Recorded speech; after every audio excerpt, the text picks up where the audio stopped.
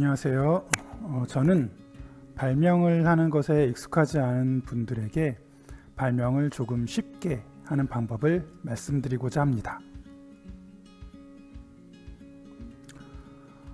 발명이란 사전적 의미인 이전에는 없던 기술이나 물건을 창조해내는 것과 더불어 기존에 있던 기술이나 물건을 조금만 더 진보 또는 발전시키는 것도 모두 훌륭한 발명이라고 생각합니다. 학생들의 발명은 아마 기존에 있는 기술이나 물건을 조금 더 발전시키는 것이 대부분이 되지 않을까 싶습니다.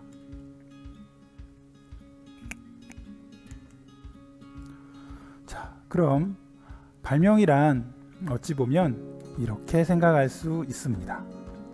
원래 있던 것에서 불편한 점을 빼버리면 새로운 발명이 탄생할 수 있는 것이지요. 어때요? 어려워 보이나요? 네, 그럼 좋습니다. 한번 보시죠. 이렇게 생각하면 됩니다. 원래 있던 연필에서 불편한 점을 빼면 됩니다. 예를 들면 연필의 불편한 점인 필통에 연필을 넣고 다니면 심이 쉽게 부러진다. 또는 몽당 연필을 쓰기가 힘들다. 네. 이와 같은 불편한 점을 연필에서 빼버리는 것이지요. 그럼 이 연필의 불편한 점을 해결한 새로운 연필이 발명될 수도 있고, 아니면 연필 캡 같은 전혀 새로운 것도 발명될 수 있습니다. 그럼 다시 원래 있던 것인 연필 캡에서 불편한 점을 빼버리면 또 새로운 발명품이 등장할 수 있겠죠. 연필 캡의 불편한 점을 생각해 봅시다. 예를 들면 쉽게 밟으면 깨진다. 연필 굵기가 안 맞으면 쉽게 빠진다. 쉽게 굴러간다. 긴 연필에 끼우면 필통에 잘 안 들어가는 경우도 있다. 이런 것들이 있겠죠. 그럼 연필 캡에서 이런 불편한 점을 일정 부분 해결하면 새로운 발명품이 등장할 수 있을 것입니다. 어떤 발명품은 이 네 가지의 불편한 점을 모두 해결할 수도 있겠지만, 만약 이 중 한 가지라도 해결할 수 있다면 그 역시 아주 훌륭한 발명품이 되는 것입니다. 이렇게 하는 것이 발명의 가장 기본적인 방법인 것 같습니다. 자, 그럼 학생들이 발명품을 만들거나 발명 아이디어를 낼 때 가장 힘든 것은 무엇이라고 생각하시는지요? 생각해보면 발명의 정의에서 발명을 하는 방법을 찾아보겠습니다. 발명의 정의가 원래 있던 기술이나 물건을 조금 더 발전시키는 것이 발명의 정의라고 할 때, 원래 있던 기술이나 물건은 아마도 뭘 발명하지? 에 대한 대답의 단서일 것 같고, 조금 더 발전은 어떻게 발명하면 좋을까? 에 대한 답의 단서일 것 같습니다. 뭘 발명하지? 는 아마도 발명 동기에 대한 것이 될 수 있을 것이고요. 어떻게 발명하지? 이것은 발명 기법이나 사고 기법에 대한 것일 것 같습니다.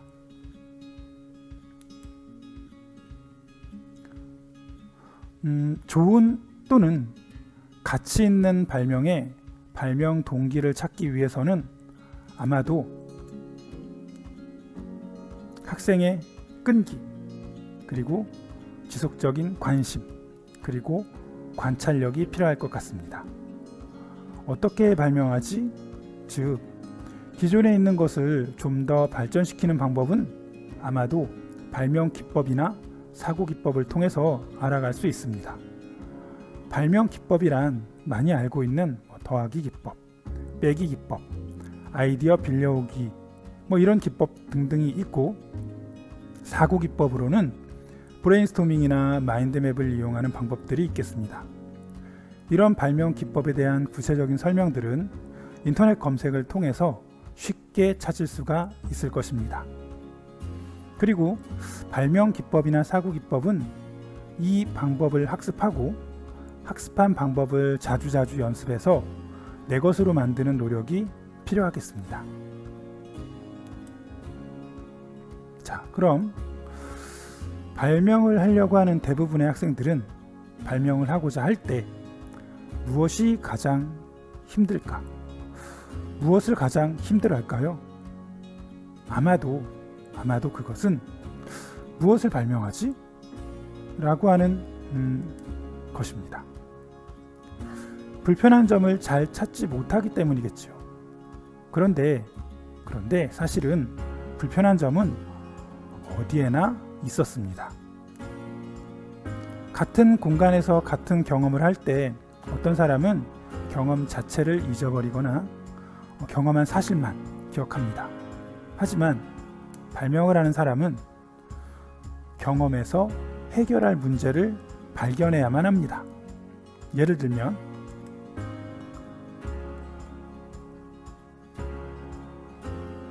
2018년 전국 학생과학 발명품 경진대회에서 대통령상을 수상한 작품입니다. 이 발명품은 슬리퍼를 신고 비가 오는 길을 걸을 때 빗물이 슬리퍼 뒷굽에서 튀어 올라서 바지의 뒷단을 적시는 경험을 한 다음에 이 문제를 해결하고자 한 발명품이었습니다. 아마도 많은 학생들은 이와 같은 동일한 경험을 했을 것입니다. 슬리퍼를 신고 슬리퍼 뒷굽에서 튀어올라 바짓단을 적시는 경험을 했겠지만 다른 친구들과 달리 이 수상학생은 이 경험을 발명이 필요한 상황으로 인식한 것입니다. 그래서 발명이 시작되었고 그 결과로 훌륭한 발명품으로 탄생되었죠. 두 번째 발명품은 2019년 전국 학생과학 발명품 경진대회에서 대통령상을 수상한 작품입니다. 이 발명품은 초등학생의 작품인데요. 한 번 사용한 일회용 마스크와 새 마스크가 섞였을 때 어떤 것이 새 마스크인지 쉽게 확인할 수 있는 방법을 제안한 것입니다. 아마도 이 역시 많은 학생들이 비슷한 경험을 해봤을 것입니다. 하지만 이 초등학생은 다른 친구들과 달리 이 문제가 발명이 필요한 상황이라고 인식했고 그 인식이 엄청난 발명의 시작이 된 것이지요. 정리하면 발명을 잘하려면 우선 모든 상황에 관심을 가져야 합니다. 힘들거나 지저분하거나 위험하거나 빗물에 바지가 젖었던 것처럼 불쾌한 경험을 하게 되었다면 바로 발명을 시작할 수 있습니다. 또한 모든 물건도 다시 살펴봐야 합니다. 내가 지금 사용하고 있는 마스크에 불편한 점은 없나? 고민해 보세요. 그럼 또 새로운 발명을 시작할 수 있습니다. 마지막으로 특별히 관심이 가는 사건이나 상황을 목격했거나 재미있는 현상을 발견했다면 이것을 이용해서 발명품을 만들 수는 없을까? 고민해 보기 바랍니다.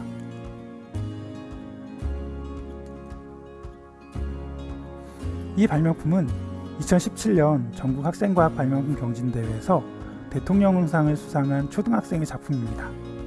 이 발명품은 자석의 세기에 따라서 자석에 붙어있던 쇠구슬을 다른 쇠구슬이 멀리 쳐낼 수 있다는 원리를 이용해서 새로운 게임을 발명한 것입니다.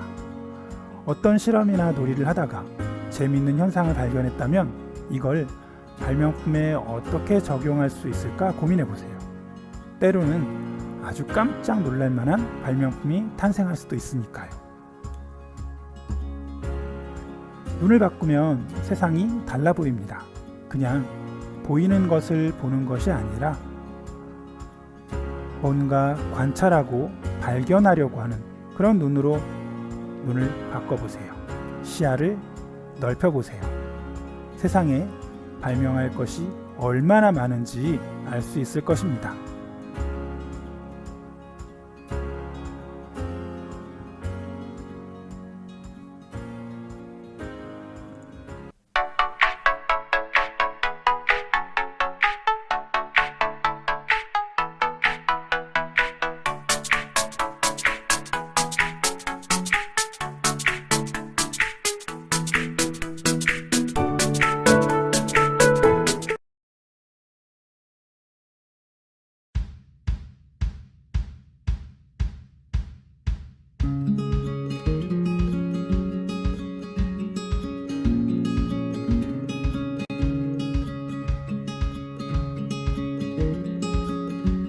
안녕하세요. 10분 안에 알아보는 선행기술조사, 저 MIP 라디오와 함께 시작해 봅시다.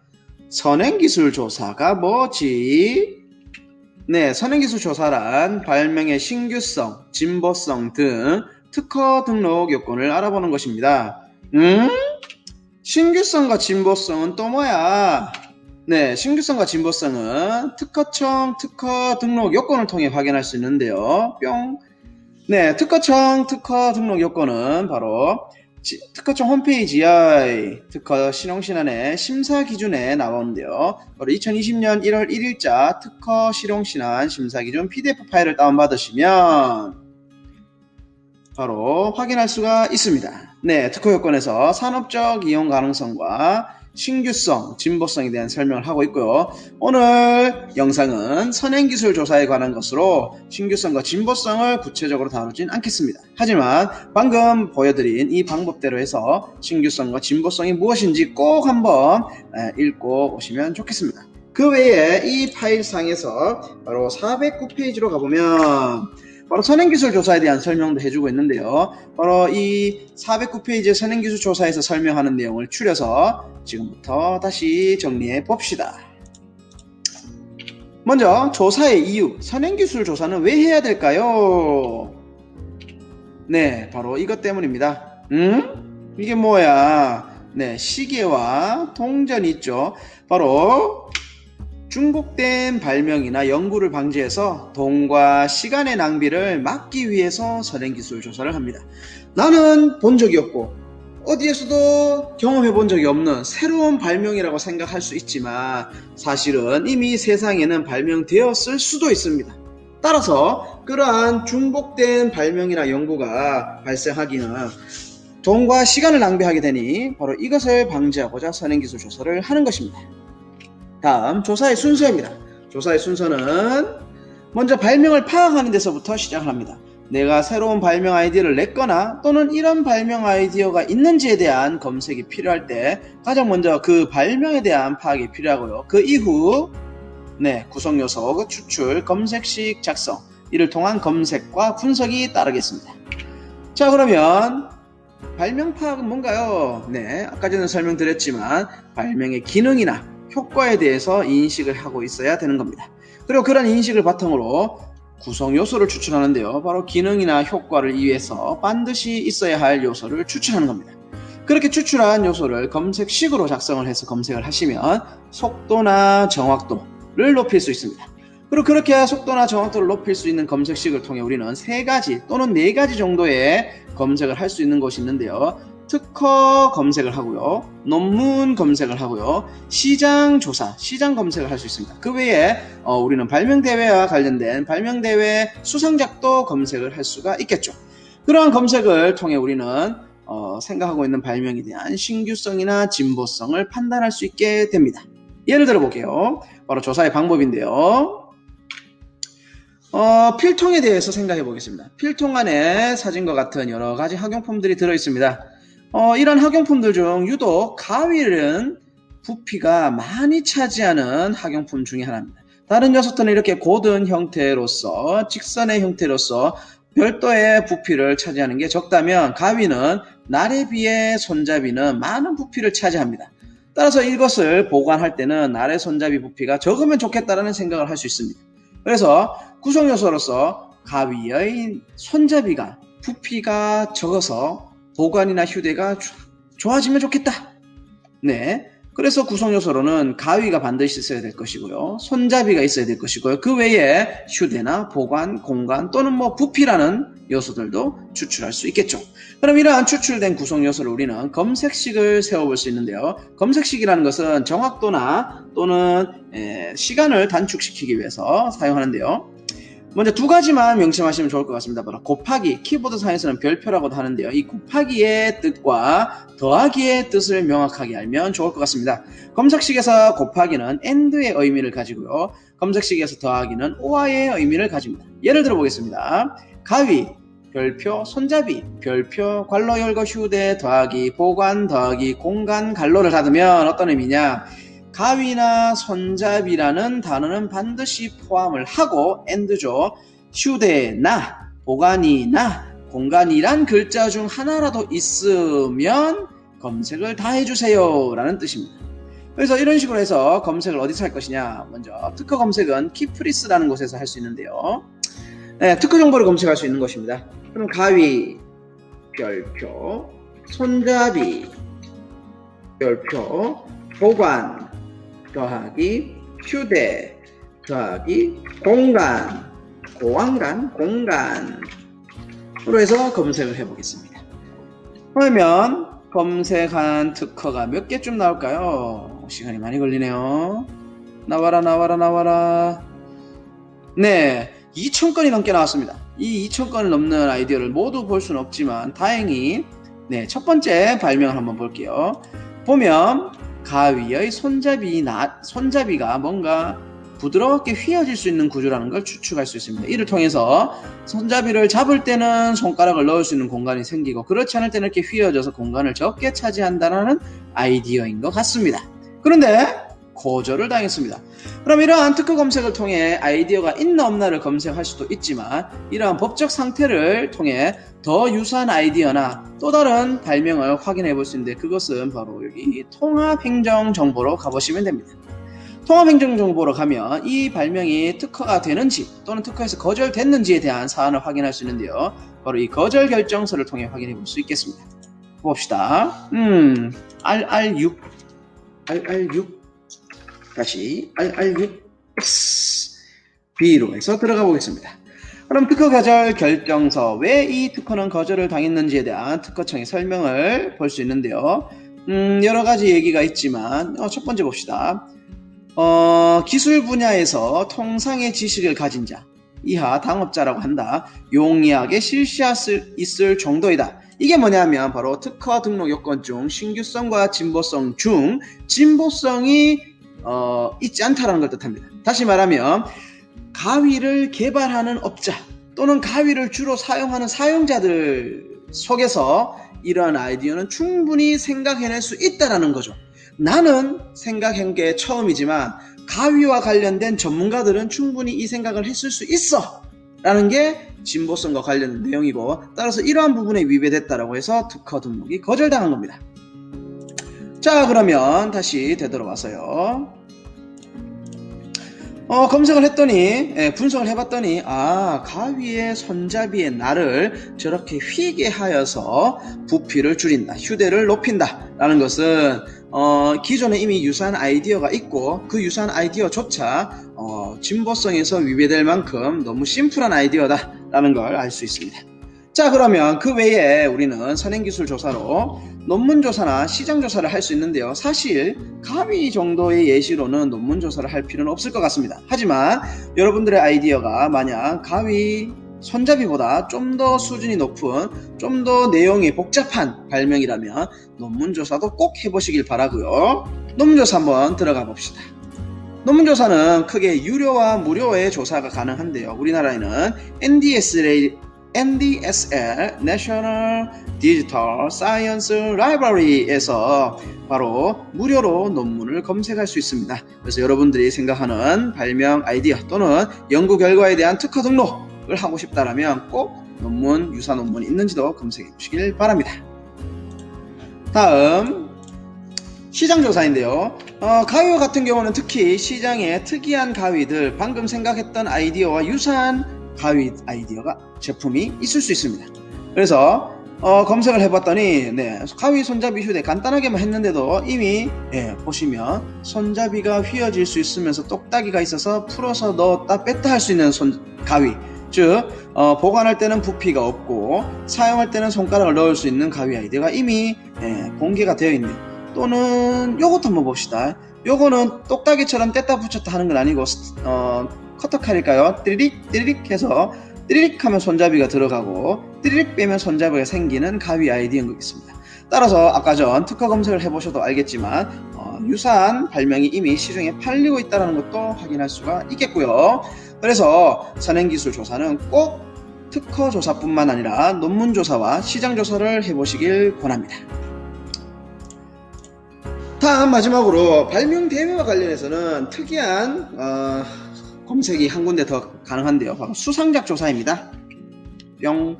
자, 전국 학생과학 발명품 경진대회 외에 우리나라는 몇 가지 발명대회들이 있습니다.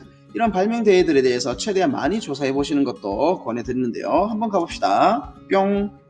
네, 국립중앙과학관에 특별전 행사로 들어오시면 발명품 경진대회가 있고요. 들어오시면 행사 안내에 통합검색에서 과거에 발명품 경진대회에서 받았던 수상작들을 전부 검색을 할 수 있습니다. 그럼 여기서 가위를 한번 검색해 보겠습니다. 자, 보니까 페이지 7페이지까지 70건에 달하는 기존의 가위와 관련된 수상작들을 검색할 수가 있겠네요. 자, 오늘 이 영상을 통해 우리는 선행기술 조사의 이유, 선행기술 조사의 순서, 선행기술 조사의 방법, 그 외에 선행기술 조사로서 논문조사나 시장조사, 그리고 수상작 조사에 대해서도 알아보았습니다. 자, 발명을 하는 데 있어서 선행기술 조사는 굉장히 중요한 의미가 있다는 걸 앞서 설명드렸었죠. 반드시 자신의 아이디어 또는 이런 아이디어는 있을까에 대한 궁금증이 있다면 선행기술 조사 꼭 한번 해보시길 바랍니다. 네, 이것으로 10분 안에 알아보는 선행기술 조사 마치겠습니다. 감사합니다.